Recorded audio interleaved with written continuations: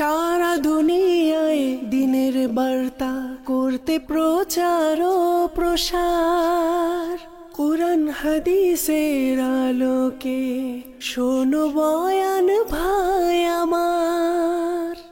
আলহামদুলিল্লাহি রাব্বিল আলামিন, ওয়াসসালাতু ওয়াসসালামু আলা সাইয়্যিদিল মুরসালিন, আম্মা বা'দ।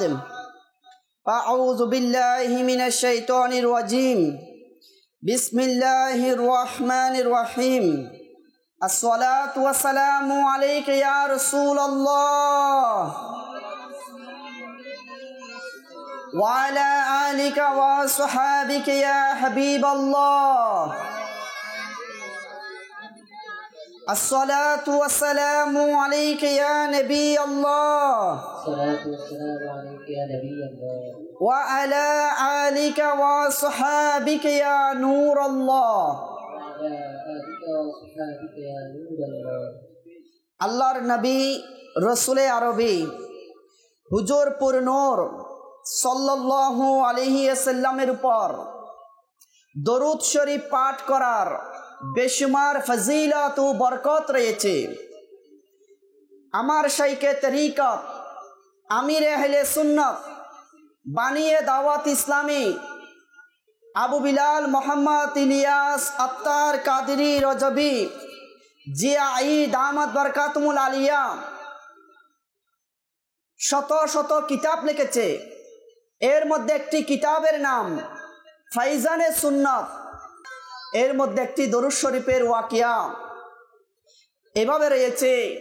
নুরানি নবী সাল্লাল্লাহু আলাইহি ওয়াসাল্লাম ইরশাদ ফরমান, যে ব্যক্তি আমার উপর একবার দরুদ শরীফ পাঠ করবে, আল্লাহ পাক তার 10টি গুনাহ মাফ করে দিবেন, 10টি নেকি তার আমলনামায় দান করবেন, 10টি মর্যাদা বৃদ্ধি করে দিবেন, 10টি রহমত করবেন। সাল্লু আলাল হাবিব সাল্লাল্লাহু আলা মুহাম্মদ সাল্লাল্লাহু আলাইহি সাল্লাম। প্রিয় ইসলামী ভাইয়েরা এবং মাদানী চ্যানেলের দর্শকবিন্দু, আসুন আমরা নিয়ত করি ইনশাআল্লাহুল কারীম, যে নবীর উপর দরুদ শরীফ পাঠ করলে গুনাহ ক্ষমা হয়ে যায়, নেকি পাওয়া যায়, মর্যাদা বৃদ্ধি করে দেওয়া হয়। আসুন আমরা নিয়ত করি ইনশাআল্লাহুল কারীম সেই নবীর উপর আমরা মহব্বত ভালোবাসা নিয়ে বেশি পরিমাণে দরুদ ও সালাম পাঠ করব। আল্লাহ পাক আমাদেরকে তৌফিক দান করুক। নুরানি নবী রসুলে আরবি হুজুর পুরনূর সাল্লাল্লাহু আলাইহি ওয়াসাল্লাম ইরশাদ ফরমান, সত্য নিয়ত সবচেয়ে উত্তম আমল। হে আশিকানি রসুল, আসুন না আজকে আমরা হোমনা উমরাবাদ আজিমুশান ইজতিমায়ে জিকির ও নাত মাহফিলে বসে নিয়ত করি ইনশাআল্লাহুল কারীম আজকের সংক্ষিপ্ত বয়ান আমরা গভীর মনোযোগ সহকারে শোনার চেষ্টা করব এবং যা শুনব স্মরণ রাখব, আমল করব, অপর ইসলামী ভাইদের নিকট পৌঁছিয়ে দেওয়ার চেষ্টা করব এবং বয়ান চলাকালীন অবস্থায় একে অপরের সাথে কথা বলা, এদিক সেদিক তাকানো, অমনোযোগী হওয়া, এদিক সেদিক চলাফেরা করা, এগুলা থেকে নিজেকে বাঁচিয়ে রাখব। এলমে দ্বীনের বাগানে মনোযোগ সহকারে বসার চেষ্টা করব। কেননা কিতাবে রয়েছে, যেখানে কোরআন হাদিসের আলোচনা হয়, আল্লাহ পাকের জিকির হয়, সেখানে আল্লাহর রহমত নাজিল হয় এবং মানুষের সাথে সেখানে মানুষের সংখ্যা অনুযায়ী ফেরেশতা থাকে। আমাদের সাথে ফেরেশতারা সুবহানাল্লাহ বলে, আলহামদুলিল্লাহ বলে, মাশাআল্লাহ বলে, আল্লাহু আকবার বলে। তো প্রিয় ইসলামী ভাইয়েরা, ওই ফেরেশতারা মাহফিল শেষে আল্লাহর দরবারে গিয়ে বলে, হে মওলা, অমুক জায়গায় যে মাহফিল হয়েছিল ওই মানুষেরা আপনার প্রশংসা করেছে, আমরাও আপনি মওলার প্রশংসা করেছি। তখন আল্লাহ পাক বলেন, ওই নুরানি মাহফিলে যারা যারা ছিল আমি সবাইকে ক্ষমা করে দিয়েছি। তখন ফেরেশতারা বলে, মওলা এখানে তো অনেকে আছে গুনাহ নিয়ে আসে, অনেকে গুনাহগার, বড় বড় গুনাহ করেছে।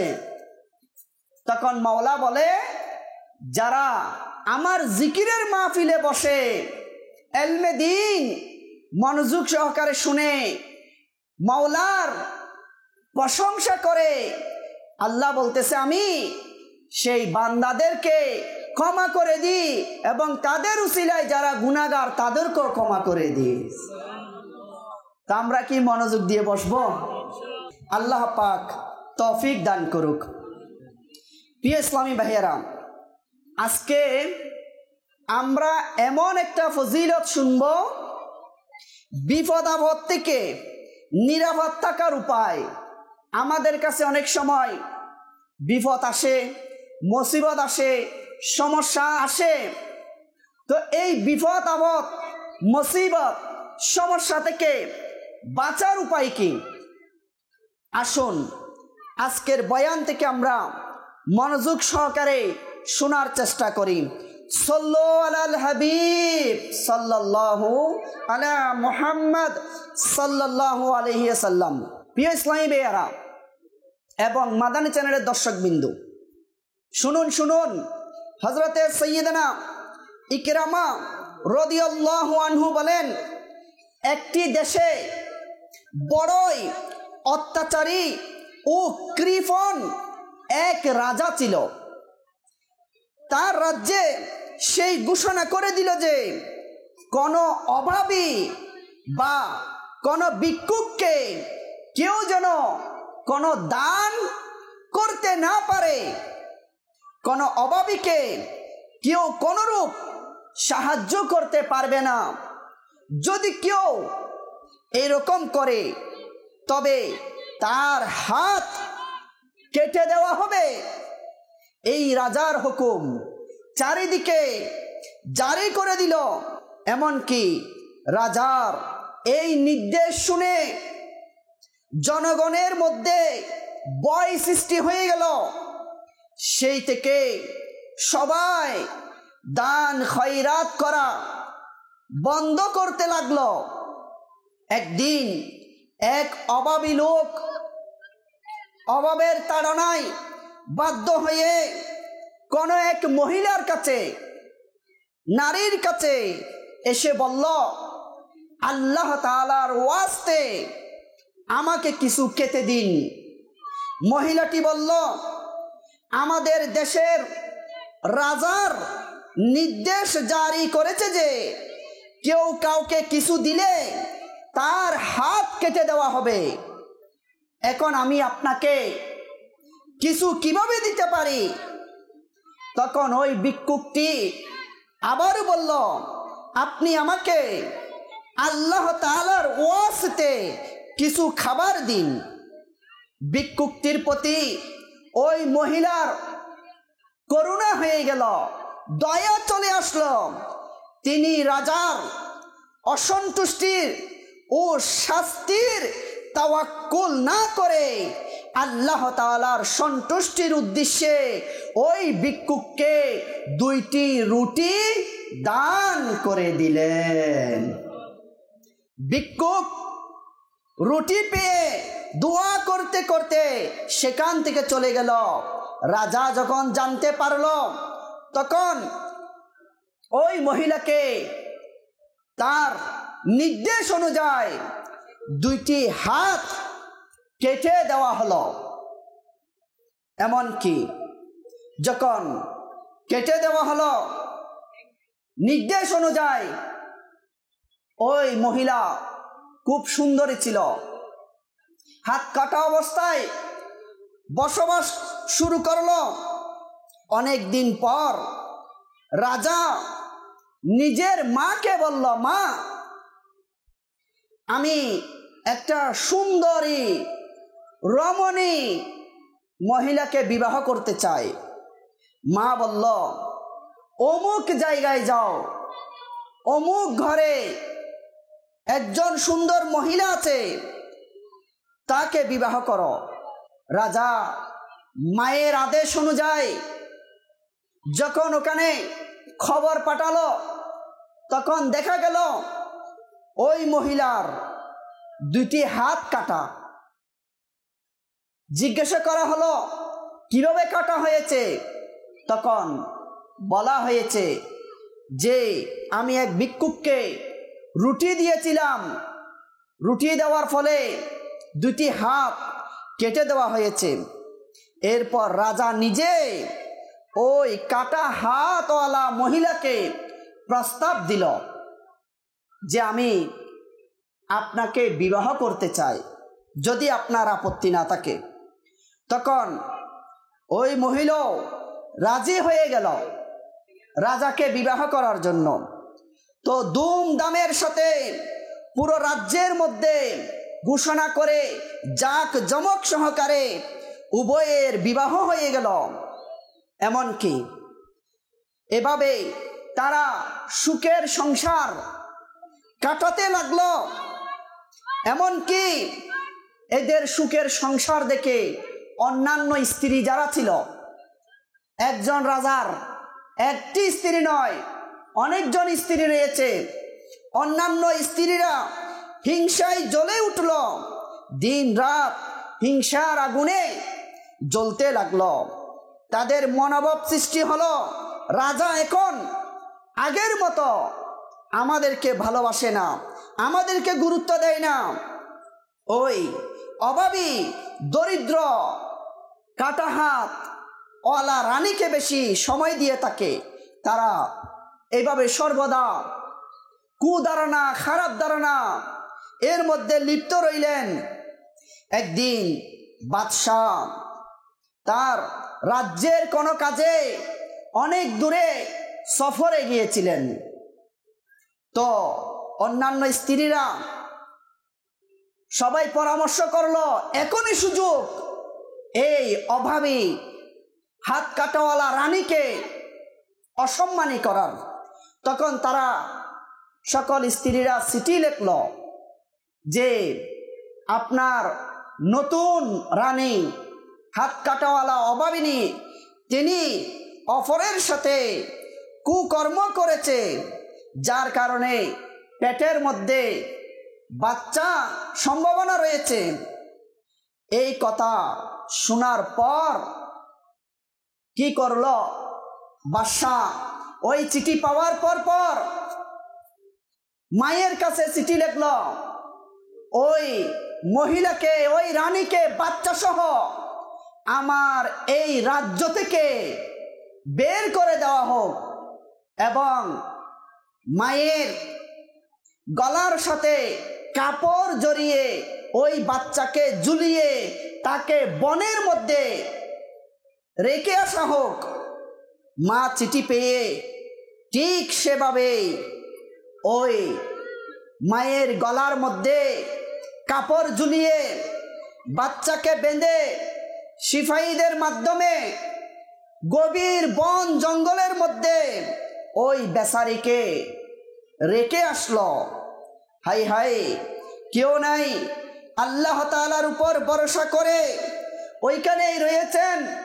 একদিন যখন পানি আনতে গিয়েছিলেন, পাশে নদী থেকে যখন ঝুঁকে পানি নিচ্ছিলেন, তখন এমন সময় বাচ্চাটি নদীতে পড়ে গেল। বাচ্চাটি নদীতে পড়ে ডুবে গেল।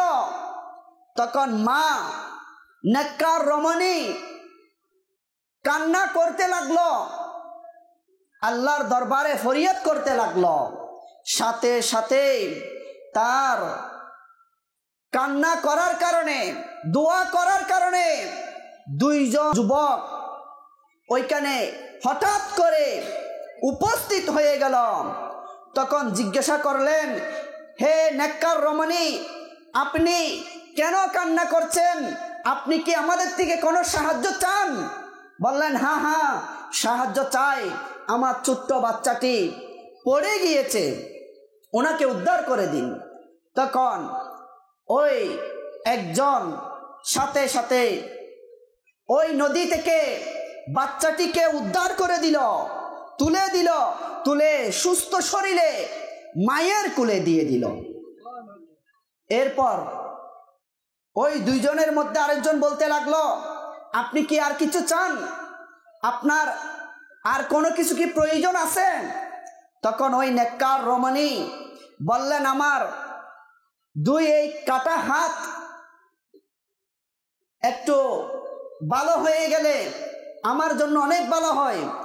তখন এদের দোয়ার বরকতে সাথে সাথে ওই দুই কানি হাত আবার আগের মতো পুনরায় ভালো হয়ে গেল। এখন ওই দুইজন যুবক যাদের বরকতে দুইটি দোয়া কবুল হলো, তো তাদের কাছে জানতে চাইল, আপনারা কে? আপনাদের দোয়া কবুল হয়েছে। বললেন, আমরা আপনার ওই দুইটি রুটি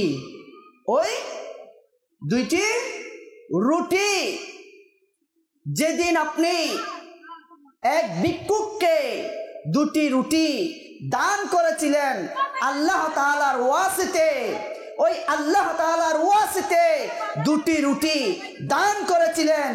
আর এই দুইটি রুটি আমরা রুটি থেকে সৃষ্টি হয়েছি আপনাকে সাহায্য করার জন্য। আল্লাহ পাক কোরআনের 27 পারার মধ্যে ইরশাদ করেছেন, কানজুল ঈমান থেকে অনুবাদ, নিশ্চয় সাদিকা প্রদানকারী ও সাদিকা প্রদানকারিণীগণ এবং তারাই যারা আল্লাহকে উত্তম ঋণ দিয়েছে তাদের জন্য 2 গুণ রয়েছে এবং তাদের জন্য সম্মানজনক প্রতিদান রয়েছে। সুবহানাল্লাহ। প্রিয় ইসলামী ভাইয়েরা, শুনুন আমাদের নুরানি নবী রসুলে আরবি সাল্লাল্লাহু আলাইহি ওয়াসাল্লাম ইরশাদ করেছেন, সাদিকা অমঙ্গলের 70টি দরজা বন্ধ করে দেয়। সুবহানাল্লাহ। যে ব্যক্তি সাদিকা করবে অমঙ্গলের 70টি দরজা বন্ধ হয়ে যাবে। এমন কি নুরানি নবী রসুলে আরবি সাল্লাল্লাহু আলাইহি ওয়াসাল্লাম আরো ইরশাদ ফরমান, যে ব্যক্তি আল্লাহ তাআলার সন্তুষ্টির উদ্দেশ্যে সাদিকা করে তবে সাদিকা তার এবং আগুনের মাঝখানে আড়াল হয়ে দাঁড়াবে। সুবহানাল্লাহ। প্রিয় ইসলামী ভাইয়েরা, এই হাদিসটি অন্যান্য কিতাবে আসছে, যখন আমরা কবরে যাব আমাদের গুনাহের কারণে, গীবত করার কারণে, সিনেমা নাটক দেখার কারণে, মুসলমানের হক নষ্ট করার কারণে, আমাদের গুনাহে কবিরার কারণে যদি কবরের মধ্যে আযাব চলে আসে, আগুন চলে আসে, আপনার সাদিকা আপনাকে ওই কবরের আযাব থেকে, আগুন থেকে বাঁচাবে। এমনকি নুরানি নবী রসুলে আরবি সাল্লাল্লাহু আলাইহি ওয়াসাল্লাম আরো ইরশাদ ফরমান, সাদিকা দাও এবং সাদিকার মাধ্যমে নিজের রোগীদের সাহায্য করে নাও। নিশ্চয় সাদিকা দুর্ঘটনা এবং রোগ ব্যাধিকে প্রতিরোধ করে। সুবহানাল্লাহ। এবং এটা তোমাদের আমল এবং নেকিতে বৃদ্ধির মাধ্যম। সুবহানাল্লাহ। প্রিয় ইসলামী ভাইয়েরা, নুরানি নবী সাল্লাল্লাহু আলাইহি ওয়াসাল্লাম সাদকা সম্পর্কে আরো ইরশাদ ফরমান, সকাল সকাল সাদকা করো, কেননা বিপদ আপদ সাদকার আগে কদম বাড়ায় না। সুবহানাল্লাহ। সাদিকার আগে কখনো বিপদ আসতে পারে না। যখনই ঘর থেকে বের হব, অফিসে যাব, আদালতে যাব, বাজারে যাব, চাকরিতে যাব, ব্যবসাতে যাব, সকালে সাদকা করে বের হয়, কেননা কোন সময় কোন ঘটনা ঘটে যায়, কোন মুসিবত আসে, কোন বিপদ আসে। আমার নবী ইরশাদ করতেছে, সকাল সকাল সাদকা করো, সাদকা সাদকা বিপদের আগে গিয়ে দাঁড়িয়ে যাবে, আপনাকে বাঁচিয়ে নিবে। সাদকার আগে কখনো বিপদ যেতে পারে না, বিপদের আগেই সাদকা উপস্থিত হয়ে যায় আপনাকে আমাকে বাঁচানোর জন্য। সুবহানাল্লাহ।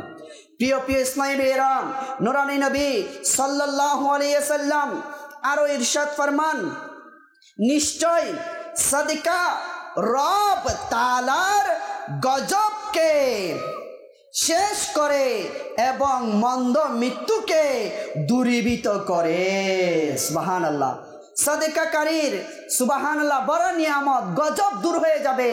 এমনকি মৃত্যুর সময় মন্দ মৃত্যু, ঈমান হারা হয়ে মৃত্যু আমাদের থেকে দূর হয়ে যাবে। প্রিয় প্রিয় ইসলামী ভাইয়েরা, শেষ ভালো যার, সব ভালো তার। শুনুন শুনুন, যদি আমরা আখেরি ওয়াক্তে, শেষ ওয়াক্তে ঈমান নিয়ে যেতে পারি, তাহলে আমাদের চিরস্থায়ী ঠিকানা জান্নাত হবে।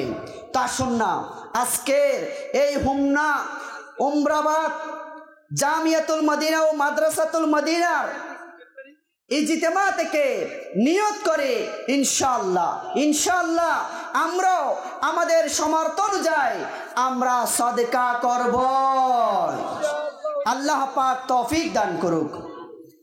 প্রিয় প্রিয় ইসলামী ভাইয়েরা, শুনুন শুনুন, হযরতে সাইয়্যিদানা আতা রহমতুল্লাহি আলাইহি তার পিতা থেকে তিনি বর্ণনা করেন যে একবার যুগ শ্রেষ্ঠ বুজুর্গ হযরত সাইয়্যিদানা মুসলিম খাওয়ালানি রহমতুল্লাহি আলাইহির এর সম্মানিত স্ত্রী তাকে বললেন, আমাদের নিকট আটা একেবারে শেষ হয়ে গেছে এবং ঘরে খাবার মতো কিছু নাই।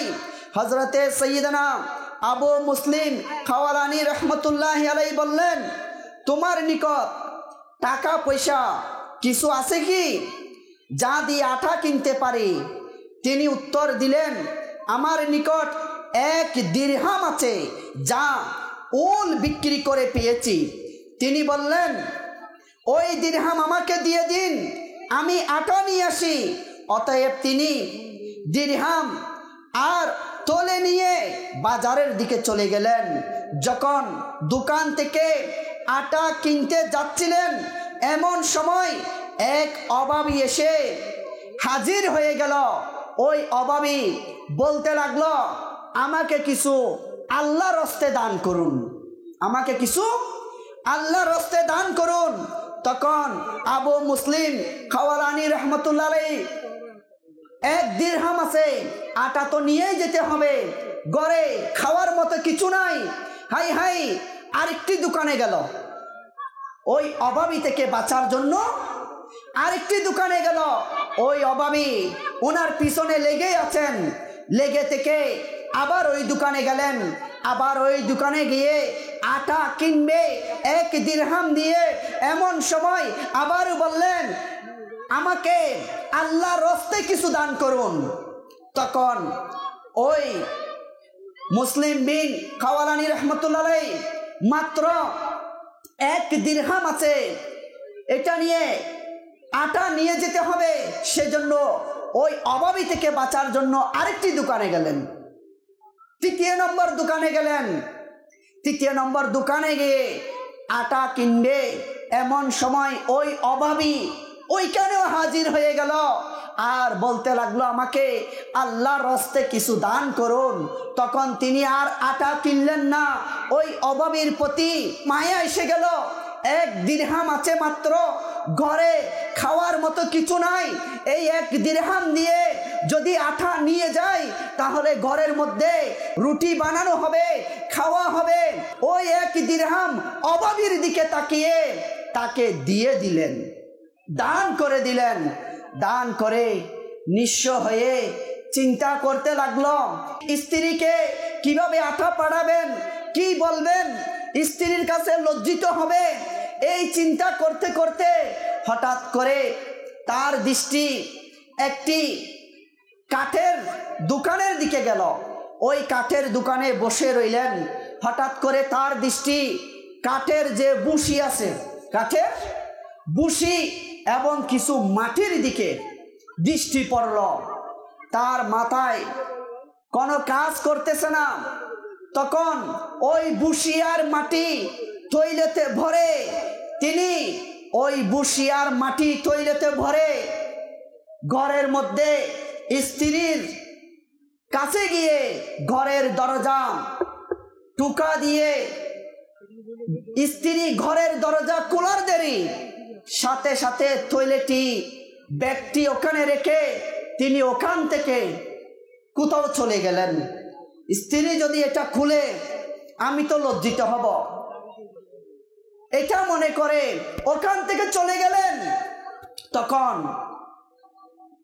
সারাদিন চলে গেল, কিভাবে যাব স্ত্রীর কাছে? আমি তো মাটি আর কিছু বুশি নিয়ে গেছি, কিভাবে মুখ দেখাবো? হাই হাই, সারাদিন আসে নাই, সন্ধ্যা হয়ে গেল। রাতের বেলায় ঘরের মধ্যে অনেক কষ্ট করে ভয় পেয়ে পেয়ে আসছে, ঘরের দরজা আওয়াজ দিল, স্ত্রী দরজা খুলল, ঘরের মধ্যে প্রবেশ করতে দেরি ওই খাওয়ালি রহমতুল্লাহ আলাইহি দেখলেন ঘরের মধ্যে খুব সুন্দরভাবে খানা পরিবেশন করা হয়েছে। তো বলতে লাগলেন, হে আমার স্ত্রী, এই খাবার কোত্থেকে? কই আপনি না আজকে একটি ব্যাগের মধ্যে আমাকে উন্নত মানের কিছু আটা দিয়ে গেছিলেন, ওই উন্নত মানের আটা দিয়ে এই খাবারগুলা তৈরি করেছি। তখন তিনি আল্লাহ তাআলার শুকরিয়া আদায় করলেন, আল্লাহ তাআলার কাছে কৃতজ্ঞতা জ্ঞাপন করলেন যে মাওলা, তুমি আমাকে আমার স্ত্রীর কাছে অসম্মানী হওয়া থেকে বাঁচিয়েছ। সুবহানাল্লাহ। প্রিয় ইসলামী ভাইয়েরা, আল্লাহর রাস্তায় দিলে জোরে বলেন না কমে? জোরে বলেন, আল্লাহর রাস্তায় দিলে কমে? আল্লাহর রাস্তায় দিলে কমে না, আল্লাহর রাস্তায় দিলে বাড়ে। দেখেন দেখেন আল্লাহর নবী রসুলে আরবি সাল্লাল্লাহু আলাইহি ওয়াসাল্লাম ইরশাদ করেন, তোমরা আল্লাহর রাস্তায় দান করো, আল্লাহর রাস্তায় সদকা করো। কেন? আমার নবী ইরশাদ করতেছে, তোমরা এটা মনে করিও না তোমাদের দান সৎকার কারণে তোমাদের সম্পদ কমে যাবে। নয় নয়, বরঞ্চ তোমাদের সম্পদ বেড়ে যাবে। শুনুন শুনুন, হযরত সাইয়েদনা ইমাম বদরুদ্দিন আইনি রহমতুল্লাহি আলাইহি বলেন যে হাদিসে পাকের একটি ব্যাখ্যা এভাবে তিনি বলেন, যে ব্যক্তি দান করার সময় কৃপণতা করে, হাতকে বটে রাখে, দেয় না, সাদকা করে না, প্রিয় ইসলামী ভাইয়েরা, আল্লাহ তাআলাও তার সম্পদ কমিয়ে দেয়, তার সম্পদ কমিয়ে দেয়। সম্পদে বরকত বৃদ্ধি হওয়া থেকে তাকে আটকে দেওয়া হয়। হে আশিকানে রাসূল, শুনুন শুনুন, আমার নবী ইরশাদ করেছে, সাদকা করলে, দান করলে কখনো কমবে না। আমার নবীর হাদিস, অবশ্যই সাদকা করলে মাল ও দৌলত বাড়তে থাকবে। করব ইনশাআল্লাহ। আল্লাহ পাক তৌফিক দান করুক। শুনুন শুনুন, দুইজন বুজুর্গ হযরত রাবিয়া বসরি রহমতুল্লাহি আনহা এর নিকট সাক্ষাৎ করার জন্য উপস্থিত হলো এবং পরস্পর কথাবার্তা বলতে লাগলো। যদি রাবিয়া এখন খাবার পেশ করে তবে খুবই ভালো হয়, কেননা তার এখানে হালাল রিজিক পাওয়া যাবে। রাবিয়ার কাছে কি পাওয়া যাবে? হালাল রিজিক পাওয়া যাবে। দুইজন বুজুর্গ কি আলহামদুলিল্লাহ ভালো ধারণা নিয়ে বলতে লাগলো, রাবিয়ার কাছে ভালো খাবার আমরা এই জন্য খাবো কারণ এখানে হালাল রিজিক পাওয়া যাবে। এই বলে রাবিয়া ওই দুইজন বুজুর্গর কাছে দুইটি রুটি, কয়টি রুটি? ঘরে দুইটি রুটি ছিল, দুইটি রুটি তাদের সামনে পেশ করলেন। এমন সময় দরজার মধ্যে কেউ করাঘাত করলো। তখন দেখলেন একজন ভিখারি এসে বলল, আল্লাহর রাস্তে আমাকে কিছু দিন। তখন আর ওই বুজুর্গদেরকে ওই 2টি রুটি কেটে দিয়েছিলেন, ওইগুলাই নিয়ে ভিক্ষুককে আল্লাহর রাস্তে যিনি চেয়েছে তাকে দান করে দিলেন। এর মধ্যে অল্প কিছুক্ষণ সময় অতিবাহিত হওয়ার পর ঘরের দরজা কি করাঘাত করলো। ঘরের দরজা খোলার পর দেখলেন বাদী 18টি রুটি নিয়ে আসলো। কয়টি? জোরে বলেন না, কয়টি? 18টি রুটি নিয়ে আসলো। তখন ইনি গনে দেখলেন, রাবিয়া গনে দেখলেন এখানে 18টি রুটি। তখন বাদীকে বললেন, এই রুটি আমার না, এই রুটি আমার না, এগুলা নিয়ে যান, যার থেকে আনছেন তার কাছে, এগুলো আমার না। ওই বাদী নিয়ে গেল রুটিগুলা, আল্লাহর দরবারে ফরিয়াদ করল, মাওলা ইনি তো রুটিগুলা ফিরিয়ে দিলেন, রুটিগুলা ফিরিয়ে দিলেন। কয়, রাবিয়ার কাছে তুমি 20টি রুটি নিয়ে যাও। কয়টি? 20টি রুটি নিয়ে যাও। আল্লাহ তাআলার হুকুমে ওই বাদী 20টি রুটি নিয়ে যখন উপস্থিত হলো, হযরতে সাইয়েদনা রাবিয়া বসরি রাহমাতুল্লাহি আনহা গণনা করে দেখলেন যে এর মধ্যে বরাবর 20টি রুটি রয়েছে। তখন তিনি তা গ্রহণ করলেন এবং মেহমানকে মেহমানদারি করলেন। এটার অর্থ কি? 18টি কেন নিলেন না? আল্লাহ তাআলা কেন আবার দ্বিতীয়বার 20টি করে পাঠালেন? এর রহস্য এটাই, দুনিয়ার মধ্যে প্রমাণ করতেছে যদি দুনিয়ার জমিনে আল্লাহর কোন বান্দা, আমার নবীর উম্মত আল্লাহর রাস্তায় 1 টাকা দেয়, আল্লাহ পাক তাকে 10 টাকা দান করবে। 1 টাকার বিনিময় কয় টাকা? 10 টাকা। তো রাবিও জানতো আল্লাহ তাআলার ওয়াসিতে আমি 2টি রুটি দিয়েছি, এই 2টি রুটির বিনিময়ে আমি 20টি পাবো, আমি কেন 18টি নেব? প্রিয় ইসলামী ভাইয়েরা, এটাই সত্য। এটাও হাদিসে পাকের মধ্যে রয়েছে যে 1-এর বিনিময় 10, 1-এর বিনিময় 10। এমনকি আল্লাহ তাআলা চাইলে 1-এর বিনিময় 70ও দান করতে পারেন। কত? 70।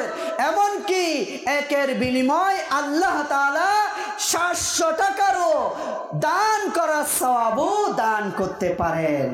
এমনকি শেষে এটাও আসছে, আল্লাহ তাআলা চাইলে 1-এর বিনিময় 10 অথবা 70 অথবা 700 অথবা অগণিত দান করতে পারেন। কেউ যদি বলে আমার সম্পদ বেড়ে যাক, আমার সম্পদ বেড়ে যাক, তার উচিত সেই যেন দান করে, সেই যেন দান করে। ইনশাআল্লাহ আপনার সম্পদ দিন দিন বৃদ্ধি পাবে ইনশাআল্লাহুল কারীম। আমার লাস্ট আখেরি আরেকটি ওয়াকিয়া আমি বলে বয়ান শেষ করতেছি।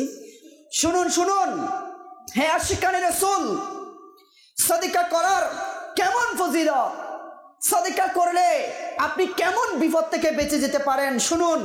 হযরতে সাইয়েদনা ইকরামা রাদিয়াল্লাহু আনহু বর্ণনা করেন, হযরতে সাইয়েদনা ইবনে আব্বাস রাদিয়াল্লাহু আনহুমা থেকে বর্ণিত, রাসূলুল্লাহ সাল্লাল্লাহু আলাইহি ওয়াসাল্লাম ইরশাদ করেছেন, এক মহিলার মুখে একটি গ্রাস ছিল, 1 গ্রাস খানা ছিল। কয় গ্রাস? 1 গ্রাস, 1 লুকমা খানা ছিল। ওই মহিলা একটি লুকমা মাত্র এখন খাবে। এমন সময় 1 গ্রাস খাবার খাবে, আছে 1 গ্রাস, এই মহিলাটি 1 গ্রাস খানা খাবে। এমন সময় এক ভিক্ষুক এসে কিছু চাইল, সেই গ্রাসটি ওই ভিক্ষুককে দিয়ে দিল। কিছুদিন পর সে একটি সন্তানের জন্ম দিল। যখন সেই কিছুটা বড় হলো, তখন তাকে নেকড়ে শিয়াল খেয়ে ফেলার জন্য জঙ্গলের দিকে নিয়ে গেল। সেই মহিলা নেকড়ের পিছনে পিছনে দৌড়তে দৌড়তে চিৎকার করতে লাগলো, আর বলতে লাগলো, আমার সন্তান, আমার সন্তান, আমার সন্তানকে বাঁচাও। এভাবে বলে বলে চিৎকার করতে লাগলো। আল্লাহ তাআলা একজন ফেরেশতাকে আদেশ দিলেন যে নিকিড়ার পিছনে যাও এবং ওই শিশুটিকে বাঁচিয়ে তার মায়ের কুলে ফিরিয়ে দাও। তখন আল্লাহ তাআলার হুকুমে ওই ফেরেশতাটি দ্রুত গতিতে এসে ওই বাচ্চাকে নিকিড়ার থেকে বাঁচিয়ে মায়ের কুলে ফিরিয়ে দিলেন। সুবহানাল্লাহ। তো প্রিয় প্রিয় ইসলামী ভাইয়েরা, শুনুন শুনুন, একটি গ্রাসের বরকতে, একটি লুকমা, একটি খানার বরকতে ওই ছোট্ট শিশুটিকে, বাচ্চাকে নিকিড়ার থেকে বাঁচিয়ে দিলেন। এবার চিন্তা করুন, আমরা যারা আজকে এই জামিয়াতুল মদিনার সাথে, এই মাদ্রাসাতুল মদিনার সাথে, এই ফাইজানে মদিনার সাথে আমরা সহযোগিতা করে আসতেছি, দান করে আসতেছি, আমরা এই হাফিজ বানানোর জন্য, আলিম বানানোর জন্য তাদেরকে থাকার জায়গা করে দিয়েছি, সুব্যবস্থা করে দিয়েছি, খাবার দাবারের ব্যবস্থা করতেছি। একটু চিন্তা করুন প্রিয় ইসলামী ভাইয়েরা এবং হে আশিকানে রসুলেরা, এর প্রতিদান আল্লাহ তাআলা আপনাকে কেমন দিতে পারে, কেমন দিতে পারে একটু চিন্তা করুন। আসুন না, আসুন না আমরা নিয়ত করি, ইনশাআল্লাহ, ইনশাআল্লাহ আমরা মসজিদ, মাদ্রাসায়, জামিয়াতুল মদিনায়, মাদ্রাসাতুল মদিনায়, ফাইজানে মদিনায়, মাদানী চ্যানেলে, দ্বীনি কাজে ইনশাআল্লাহ বেশি পরিমাণে সহযোগিতা করার চেষ্টা করব। আল্লাহ পাক আমাদের সবাইকে তৌফিক দান করুক। আমিন আমিন বিজাহিন নবিল আমিন সাল্লাল্লাহু তাআলা আলাইহি ওয়াসাল্লাম। সাল্লু আলাল হাবিব সাল্লাল্লাহু আলা মুহাম্মদ সাল্লাল্লাহু আলাইহি ওয়াসাল্লাম। সারা দুনিয়ায় দিনের বার্তা করতে প্রচার ও প্রসার, কুরআন হাদিসের আলোকে শোনো বয়ান ভাই।